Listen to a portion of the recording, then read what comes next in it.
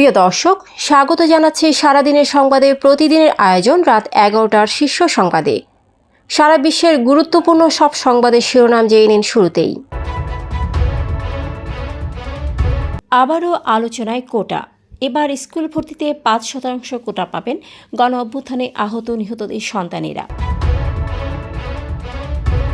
শেখ হাসিনার বিচার শুরু 1.5 মাসের মধ্যে। ডিজিএফআইয়ের সাবেক প্রধান সাইফুলের বাসা থেকে জব্দ 2.5 কোটি টাকা। দেশে 12,37,00,000 ভোটার, জানালেন সিইসি। শাপলা চত্বর ও সাইদি রায় ঘিরে হত্যাকাণ্ডকে নথিভুক্ত করার অনুরোধ প্রধান উপদেষ্টার। মুক্তিযোদ্ধার নাতি সেজে পুলিশে 12 বছর চাকরি, অবশেষে গ্রেপ্তার। জাতীয় নাগরিক পার্টির 217 সদস্য বিশিষ্ট আহ্বায়ক কমিটি গঠন। 116 বার পেছালো সাগর রুনি হত্যার তদন্ত প্রতিবেদন। বলিভিয়া 2 বাসের সংঘর্ষে অন্তত 37 জন নিহত। গভীর রাতে সীমান্তে বিএসএফের ফের বেড়া নির্মাণ, বিজেপির বাধা। প্রিয় দর্শক, এবারে জেনে নিন বিস্তারিত। ফ্যাশন ব্র্যান্ড মানে আর্ট। 2024 সালের জুলাই আগস্ট অভ্যুত্থানে আহত বা নিহতদের পরিবারের সন্তানদের জন্য সরকারি বিদ্যালয়ে 5% কোটা নির্ধারণ করেছে সরকার। 20 ফেব্রুয়ারি অফিস আদেশ জারি করে মাধ্যমিক ও উচ্চশিক্ষা অধিদপ্তর, যেখানে মুক্তিযোদ্ধা ও শহীদ মুক্তিযোদ্ধাদের পুত্র কন্যা এবং জুলাই অভ্যুত্থানে শহীদ বা আহত পরিবারের সদস্যদের জন্য 5% আসন সংরক্ষিত থাকবে। আবেদনপত্রের সঙ্গে প্রমাণপত্র বা গেজেটের সত্যায়িত কপি সংযুক্ত করতে হবে এবং ভর্তির সময় মূল কপি প্রদর্শন করতে হবে। চিফ প্রসিকিউটর তাজুল ইসলাম চলতি মাসে শেখ হাসিনা সহ প্রধান কয়েকটি মামলা তদন্ত প্রতিবেদন পাওয়া যাবে বলে আশা প্রকাশ করেছেন। তিনি জানান, প্রতিবেদন হাতে পেলে 1 থেকে 1.5 মাসের মধ্যে বিচার কাজ শুরু সম্ভব। শনিবার প্রাথমিক শিক্ষক প্রশিক্ষণ ইনস্টিটিউটে মানবাধিকার, পরিবেশগত সমস্যা ও আইন প্রয়োগের গুরুত্ব নিয়ে এক কর্মশালায় এসব কথা বলেন তিনি। ডিরেক্টরেট জেনারেল অব ফোর্সেস ইন্টেলিজেন্সের সাবেক প্রধান অবসরপ্রাপ্ত লেফটেন্যান্ট জেনারেল সাইফুল আলমের বাসা থেকে 2.5 কোটি টাকা জব্দ করেছে দুর্নীতি দমন কমিশন। রোববার দুপুরে সাংবাদিকদের এ তথ্য জানান দুদকের মহাপরিচালক মোহাম্মদ আক্তার হোসেন। প্রধান নির্বাচন কমিশনার এএমএম নাসির উদ্দিন জানিয়েছে, এখন দেশে মোট ভোটার সংখ্যা 12,37,32,74। রোববার জাতীয় ভোটার দিবস উপলক্ষে আয়োজিত শোভাযাত্রার উদ্বোধনী অনুষ্ঠানে সিইসি এ তথ্য জানান। 2013 সালে শাপলা চত্বরে হেফাজতে ইসলামের সমাবেশ ও সাইদি রায় ঘিরে হত্যাকাণ্ড নথিভুক্ত করতে জাতিসংঘকে অনুরোধ করেছেন প্রধান উপদেষ্টা ড. মোহাম্মদ ইউনূস।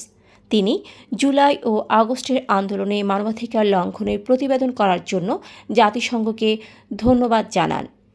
রবিবার রাষ্ট্রীয় অতিথি ভবন যমুনায় জাতিসংঘের আবাসিক সমন্বয়কারী গুয়েন লুইস ও সিনিয়র মানবাধিকার উপদেষ্টা হুমা খানের সঙ্গে সাক্ষাতে তিনি এসব মন্তব্য করেন। দাদাকে মুক্তিযোদ্ধার পরিচয় দিয়ে সার্টিফিকেট জমা করে চাকরি পেয়েছিলেন শেখ সুমন, তবে পরে জানা যায় তিনি তার দাদা নন। আওয়ামী লীগ সরকারের আমলে দাপটের সঙ্গে চাকরি করেন সুমন, পরে শেখ হাসিনা সরকারের পতনের পর পাল্টে যান। গুরুতর অভিযোগের মুখে স্বেচ্ছায় চাকরি ছাড়েন, কিন্তু শেষ পর্যন্ত পুলিশের হাতে ধরা পড়ে এবং জেল হাজতে রয়েছেন। মোহাম্মদ নাহিদ ইসলামকে আহ্বায়ক, সামান্তা শারমিন ও আরিফুল ইসলামকে সিনিয়র যুগ্ম আহ্বায়ক করে জাতীয় নাগরিক পার্টির 217 সদস্য বিশিষ্ট আহ্বায়ক কমিটি 1 বছরের জন্য অনুমোদিত হয়েছে। রোববার ভোররাতে জাতীয় নাগরিক পার্টির সদস্য সচিব আক্তার হোসেনের পাঠানো এক বার্তায় বিষয়টি জানানো হয়েছে। অন্যদিকে 2013 সালে শাপলা চত্বরে হেফাজতে ইসলামের সমাবেশ ও সাইদি রায় ঘিরে হত্যাকাণ্ড নথিভুক্ত করতে জাতিসংঘকে অনুরোধ করেছেন প্রধান উপদেষ্টা ড. মোহাম্মদ ইউনূস। তিনি জুলাই ও আগস্টের আন্দোলনে মানবাধিকার লঙ্ঘনের প্রতিবেদন করার জন্য জাতিসংঘকে ধন্যবাদ জানান। ২রা মার্চ রাষ্ট্রীয় অতিথি ভবন যমুনায় জাতিসংঘের আবাসিক সমন্বয়কারী গোয়েন লুইস ও সিনিয়র মানবাধিকার উপদেষ্টা হুমা খানের সঙ্গে সাক্ষাতে তিনি এসব মন্তব্য করেন। সাগর সরোয়ার ও মেহেরুল লুনি হত্যা মামলার তদন্ত প্রতিবেদন আজ রোববারও আদালতে জমা পড়েনি। ঢাকার সিএমএম আদালতে প্রতিবেদন জমা দেওয়ার দিন ধার্য ছিল, কিন্তু পিবিআই তা জমা দেয়নি। আগামী 15 এপ্রিল প্রতিবেদন জমা দেওয়ার নতুন তারিখ নির্ধারণ করেছেন ম্যাজিস্ট্রেট এম.এ. আজহারুল ইসলাম। এতে তদন্ত প্রতিবেদন জমার তারিখ 116 বার পেছানো হলো। লাতিন আমেরিকার বলিভিয়ায় ভয়াবহ সড়ক দুর্ঘটনায় 37 জন নিহত ও 30 জন আহত হয়েছেন। যাত্রীবাহী 2 বাসের সংঘর্ষে এই হতাহতের ঘটনা ঘটে। শনিবার বিবিসি ও আল জাজিরা এই তথ্য জানিয়েছে। লালমনিরহাটের পাটগ্রাম উপজেলার দহগ্রাম সীমান্তে শূন্যরেখায় কাঁটাতারের বেড়া নির্মাণ শুরু করে ভারতীয় সীমান্তরক্ষী বাহিনী।